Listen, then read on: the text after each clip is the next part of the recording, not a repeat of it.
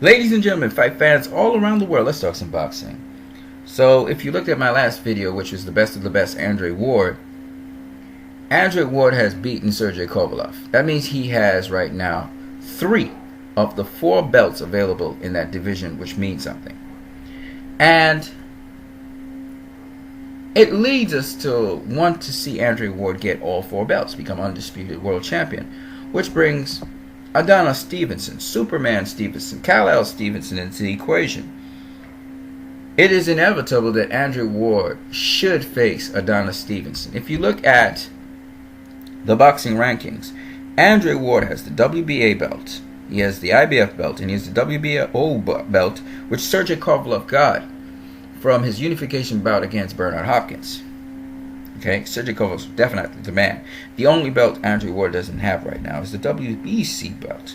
He is the unified champion. He has actually become the man of light heavyweight division. But there's something even more interesting about Adonis Stevenson that most of us don't know, and that is that Adonis Stevenson has a history of being in the same division as Andre Ward. So if we look at Adonis Stevenson, he began his career back in 2006, and he got his first minor title, as you can see there, in 2008. Minor world title, that is. The WBC Continental Americas Super Middleweight title. This was a local title, right?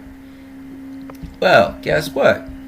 Andre Ward began his career in 2004, 2 years before, and he won his first major world title, the vacant WBO NABO Super Middleweight title, in 2008 as well.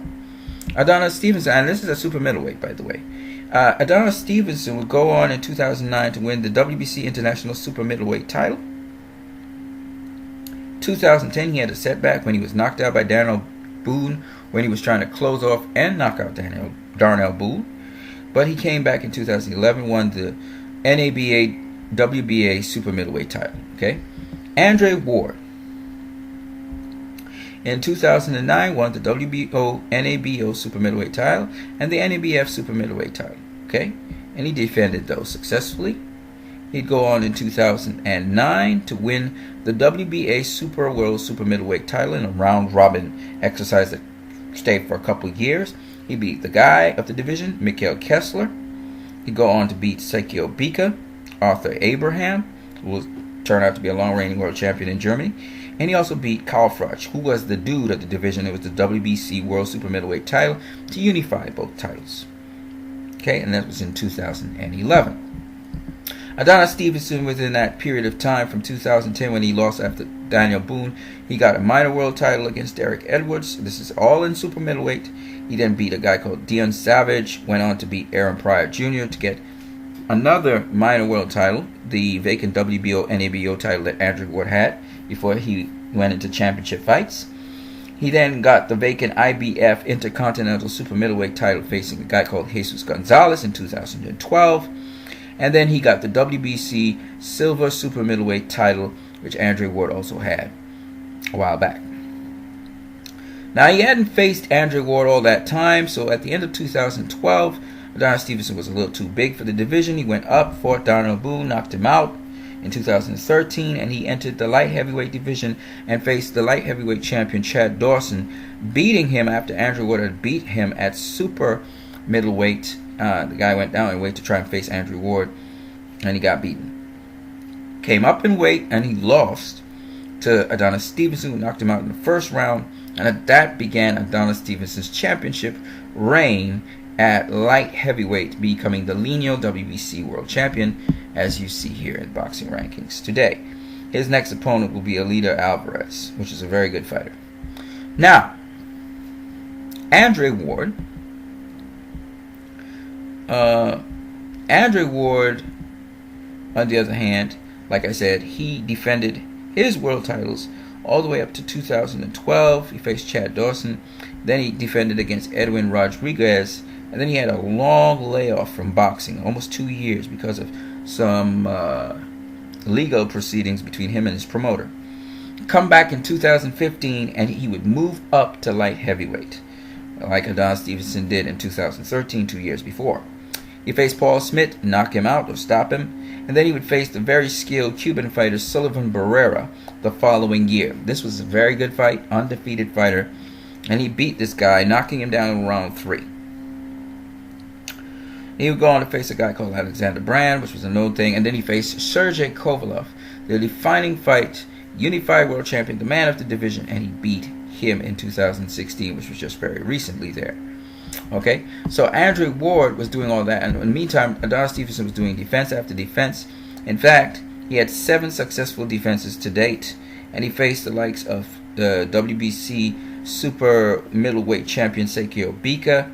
He also faced a very tough Polish fighter Andrzej Svanfora.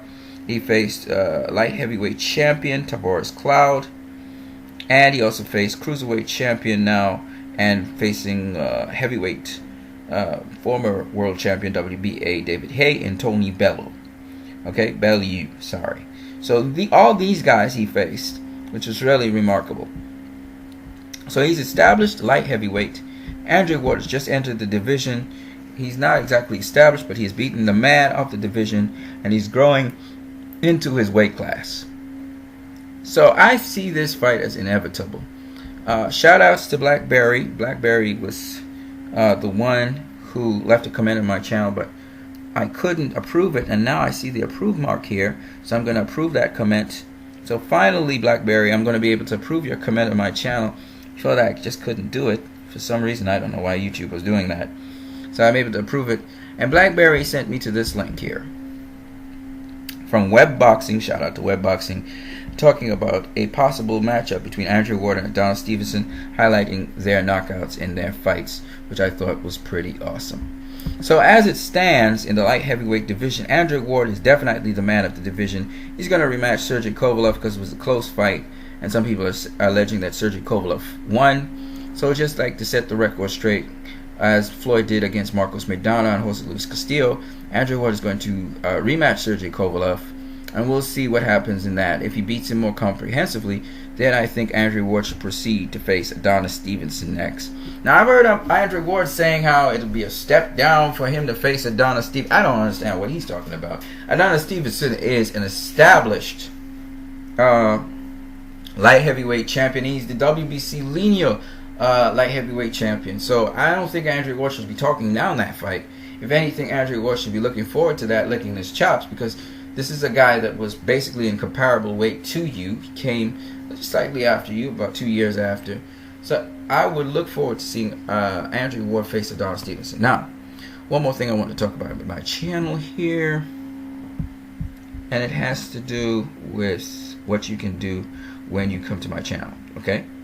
So yes, with my videos, you can like, subscribe, share them, but you can also donate. Now, to be able to donate to my videos, all you really have to do as a new visitor, just changing the settings so you can see it, is you go into the About section here, and you can message me here. Just send a message right here to me, to my channel, and I will respond to you immediately. So if you want to make a donation, you just message me, and I will tell you how to do it. It's very simple, but I'll tell you how to do it, alright? For those of you who want to donate, or those of you who already donated already, you know what to do. But those of you who want to donate, that's how you'll go about doing it, okay? On that note, you guys have a great one.